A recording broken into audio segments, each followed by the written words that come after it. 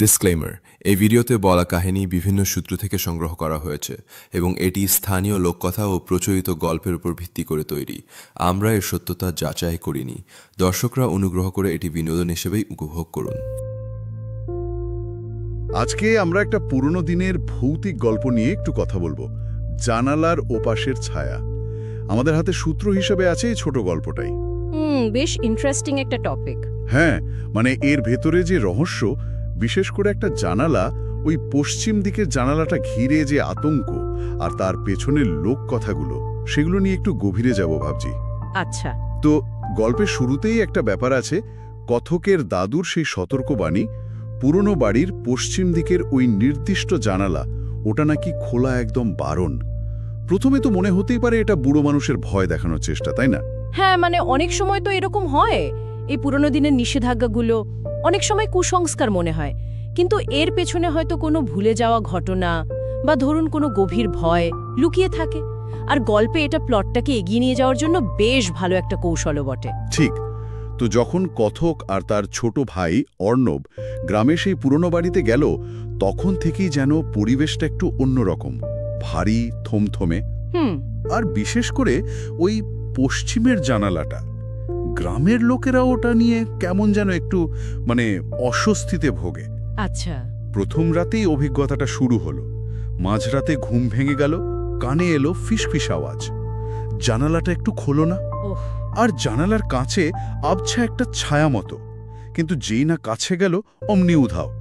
তখন তো মনে হলো হয়তো মনের ভুল বা স্বপ্ন কিছু একটা হবে। হ্যাঁ, এটা হতেই পারে। মানে ভয় বা পুরনো কোনো বিশ্বাস, এগুলো তো মনের উপর প্রভাব ফেলেই, হ্যালুসিনেশন যাকে বলে আর কি। কিন্তু প্রশ্নটা হলো, এরপর যা যা ঘটে সেটাও কি শুধু মনের ভুল? সেটাই, কারণ পরের রাতে ঘটনাটা যেন আরো জোরালো হলো। আবার সেই ফিসফিসানি। আবার? হ্যাঁ, তবে এবার গলার স্বরে কেমন যেন আকুতি। আজ শুধু একটু খোলো, আমি অনেক বছর ধরে অপেক্ষা করছি, এই রকম। এবার কথক সাহস করে পর্দাটা সরালো, আর যা দেখল সেটা গায়ে কাঁটা দেওয়ার মতো।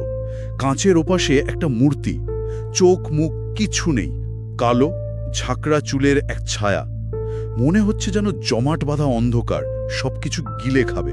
ভয়াবহ বর্ণনা। কথক তো ভয়ে পড়েই গেল।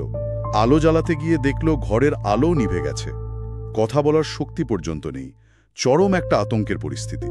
এই যে চোখ মুখহীন সত্তার বর্ণনা, এটা কিন্তু খুব সিগনিফিক্যান্ট। লোককথা বা হরর গল্পে এই ধরনের অবয়বহীন অস্তিত্ব, এগুলোকে প্রায়শই অতৃপ্ত আত্মা বা অশুভ শক্তির প্রতীক হিসেবে দেখানো হয়। হ্যাঁ হ্যাঁ, যার কোনো নির্দিষ্ট পরিচয় নেই, আছে শুধু একটা তীব্র ইচ্ছে বা শূন্যতা। আর এটাই ভয়টাকে আরও বাড়িয়ে দেয়, কারণ একে ঠিক বোঝা যায় না বা এর সাথে লড়বার কোনো পথ জানা থাকে না। অজানা একটা আতঙ্ক আর কি। একদম। আর এই আতঙ্কের ফিজিক্যাল প্রুফ মিলল সকালে। কথক মাটিতে পড়ে আছে, আর ভাইয়ে অর্ণবের গায়ে আঁচড়ের দাগ। আচ্ছা। আর সেই ভয়ঙ্কর জানালাটা খোলা। ও, তার মানে কিছু একটা ঘটেছিল সত্যি। হ্যাঁ। এরপর গ্রামের পুরোহিতের কাছে যাওয়া হলো। তখন একটা ব্যাখ্যা পাওয়া গেল, লৌকিক ব্যাখ্যা আর কি। কি বললেন তিনি? বললেন, বহু বছর আগে নাকি ওই জানালার পাশে এক মহিলা আত্মহত্যা করেছিলেন। তারই অতৃপ্ত আত্মা মুক্তির জন্য জানালা দিয়ে ঘরে ঢুকতে চায়।